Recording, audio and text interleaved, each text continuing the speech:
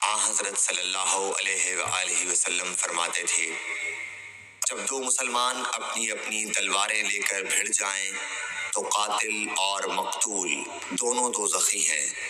عرض کیا گیا، یا رسول اللہ، قاتل تو خیر ضرور دوزخی ہونا چاہیے، مقتول کیوں؟ فرمایا، وہ بھی اپنے ساتھی کو مار ڈالنے کی حرص رکھتا تھا، موقع پاتا تو وہ اسے ضرور قتل کر دیتا۔ دل کے عزم صمیم پر وہ دوزخی ہوا۔ صحیح بخاری حدیث نمبر 30۔ ابو ذر ایک جوڑا پہنے ہوئے تھے اور ان کا غلام بھی جوڑا پہنے ہوئے تھا۔ سبب دریافت کیا گیا تو کہنے لگے کہ میں نے ایک شخص یعنی غلام کو برا بھلا کہا تھا اور اس کی ماں کی غیرت دلائی یعنی گالی دی، تو رسول اللہ صلی اللہ علیہ وسلم نے یہ معلوم کر کے مجھ سے فرمایا، اے ابو ذر، تو نے اسے ماں کے نام سے غیرت دلائی ہے، بے شک تجھ میں ابھی کچھ زمانہ جاہلیت کا اثر باقی ہے۔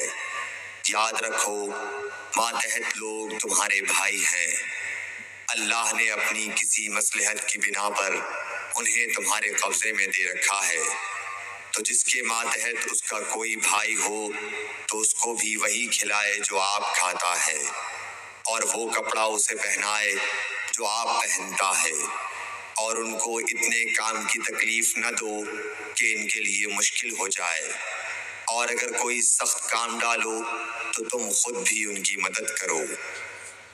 صحیح بخاری حدیث نمبر 31۔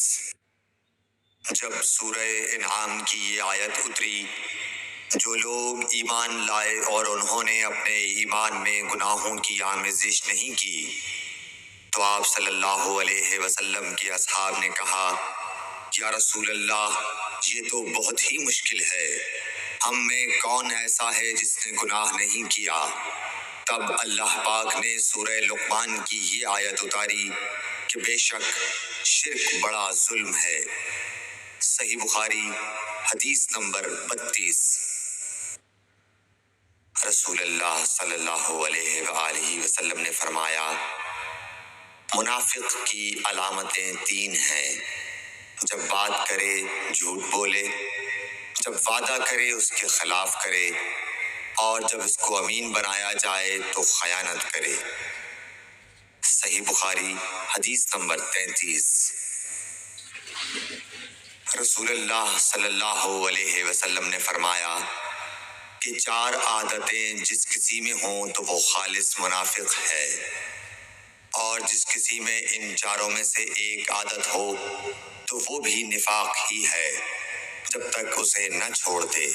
وہ یہ ہیں، جب اسے امین بنایا جائے تو امانت میں خیانت کرے اور بات کرتے وقت جھوٹ بولے، اور جب کسی سے عہد کرے تو اسے پورا نہ کرے، اور جب کسی سے لڑے تو گالیوں پر اتر آئے۔ صحیح بخاری حدیث نمبر 34۔ رسول اللہ صلی اللہ علیہ وسلم نے فرمایا، جو شخص شب قدر ایمان کے ساتھ محض ثواب آخرت کے لیے ذکر و عبادت میں گزارے، اس کے گزشتہ گناہ بخش دیے جاتے ہیں۔ صحیح بخاری حدیث نمبر 35۔ رسول اللہ صلی اللہ علیہ وسلم نے فرمایا، جو شخص اللہ کی راہ میں جہاد کے لیے نکلا، اللہ اس کا ضامن ہو گیا۔ اللہ تعالیٰ فرماتا ہے، اس کو میری ذات پر یقین اور میرے پیغمبروں کی تصدیق نے اس سرفروشی کے لیے گھر سے نکالا ہے۔ میں اس بات کا ضامن ہوں کہ یا تو اس کو واپس کر دوں ثواب اور مال غنیمت کے ساتھ، یا شہید ہونے کے بعد جنت میں داخل کر دوں۔